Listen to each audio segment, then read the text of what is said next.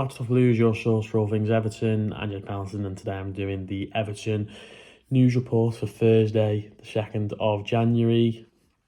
Obviously, we're in a new year, and hopefully it's a much more prosperous year for Everton, a much funner year to kind of watch and be involved in.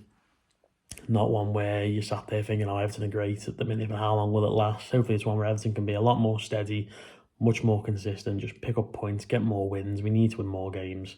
It's getting pretty dull not winning games, even when you do get good results that are draws, etc. But yeah, nothing beats winning games, obviously, and doesn't matter who it's against, to be fair. As long as we're in the Premier League, I'm really not fussed. So, obviously that starts the January transfer window, so now clubs can obviously sign players.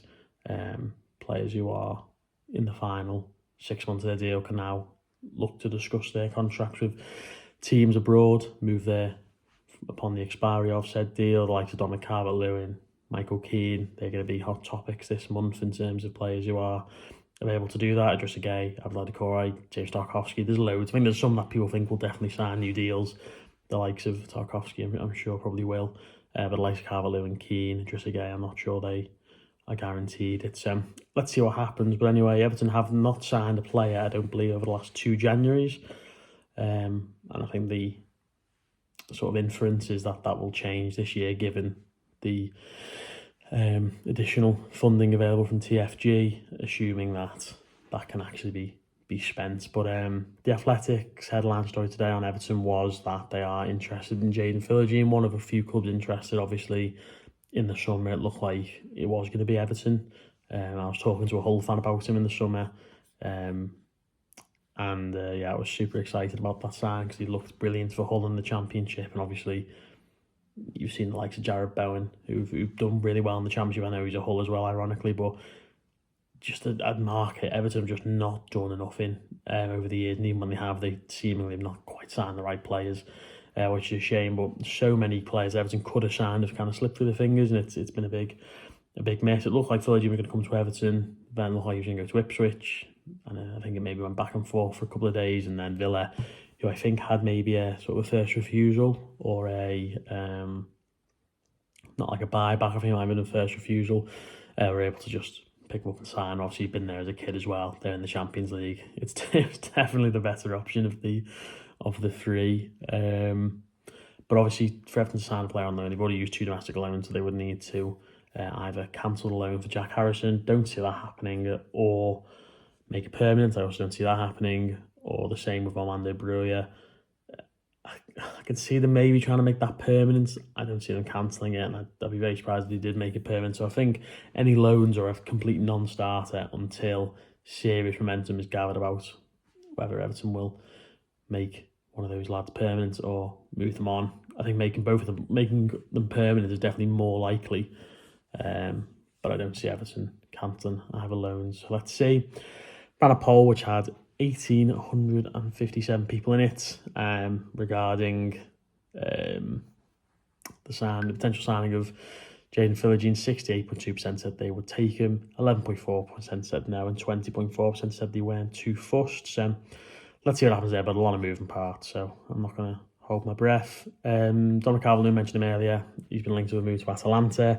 Sean Dyche had said there's been no contact thus far, which, according to Alfredo Pajula, it's just interest at the minute. So obviously Atalanta have got a great record of transforming attacking players and making them really, really solid, and they typically seem to struggle when they go into a new system or whatever. But Admiral Luckman kind of the headline act for that at the minute, former Everton man, of course. But I can definitely see Dom moving on this window.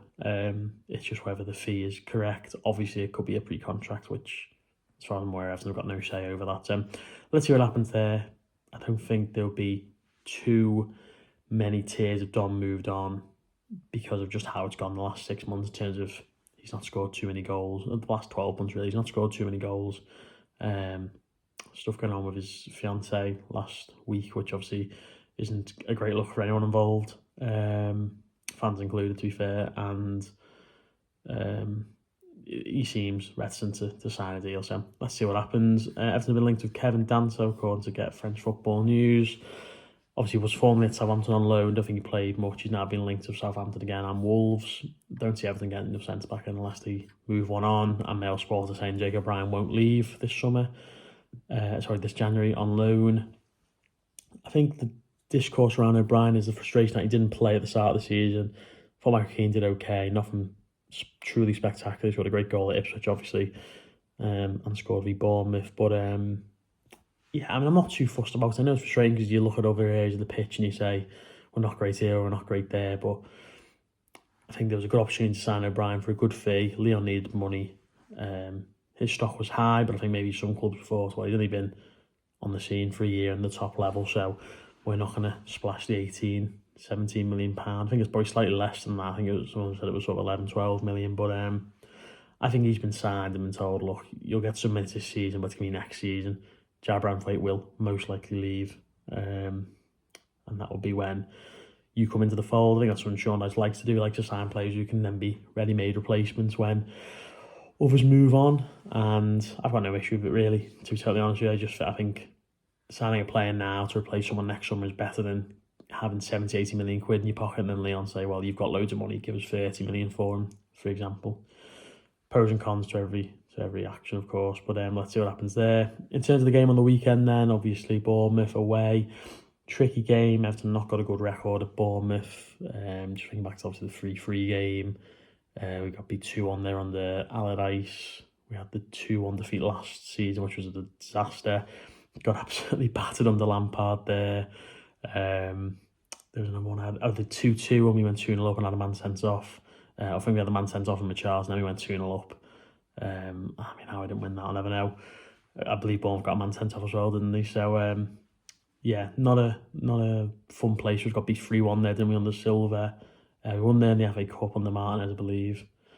But, yeah, just going down all the games is scary, really. I can't think of what the score was when Coleman was in charge. No, can't remember. But the point being is, this weekend we're going to be missing Seamus Coleman. It's a real shame, but we know he plays a couple of games and then he's kind of out for the foreseeable, unfortunately. And Dwight McNeil seems unlikely to make the trip, which is a big shame. I think Everton have really missed him, to be honest with you, in terms of, you know, his delivery in open play from set pieces. And he's a player who can score from the edge of the box, make something happen. We saw that early on the season. He's got a couple of great goals against the likes of Palace, and he had some good moments against the likes of Newcastle, but it's a case that he's very rarely missing, and now he's out. He's been out for 4 or 5 games. It's a real shame, but I just hope someone can step up to the plate in terms of creative aspects. Everton were really poor in wide areas last weekend, I thought, and he makes a big difference there. So let's see what happens. And the final bit of news is that Everton have announced there'll be 2 test events staged at Everton Stadium, which is, well, it's really exciting, isn't it? I think the case that Everton fans, I should say, can have a chance to go into the new ground and say that they were there for the first ever game.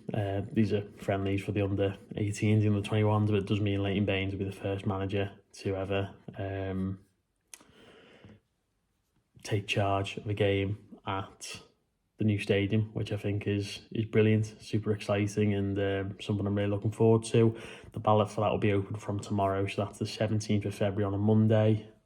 10,000 fans at the ground, and then late March, early April, 25,000 fans will be able to go for an under-21 friendly. And there is a final test event. I'm not sure what that's going to be, but that will obviously have a higher capacity as well, I'm sure. So that is super exciting. So the ballot can be accessed from tomorrow. Just looking at the record against Bournemouth, we got beat 1-0. Don't remember this game at all. 24th of September 2016. Oh no, I do remember this actually. Yeah, Stanislas, of course it was. Yeah, I think that was our first loss under Coleman, maybe. Yeah, some things started to go wrong, unfortunately, in that season. But yeah, good times. Yeah, our record there is absolutely honking. We drew 3-3 in their first season in the Premier League. Obviously won in the FA Cup, but in the Premier League we then lost 1-0 the season after. Lost 2-1, drew 2-2, lost 3-1, lost 4-1 League Cup, lost 3-0 under Lampard and lost 2-1 last season, so it's actually a lot worse than I probably thought it was. But yeah, let's hope not having Dwight McNeil doesn't continue that record. But anyway, let me know your thoughts down below. Do you want to see Everton sign in this window? What do you reckon to Kevin Danso? What do you reckon to Jaden PHILOGENE? Would you let Dominic Calvert-Lewin go if Everton got offered, I don't know, 5-6 million for him this window? If we could reinvest it, and what he thought on the test event of the new ground, and how excited is everyone to see what the ground looks like and see a ball kicked on it for the first time. So let us know down below, and we'll see you next time. Nice one.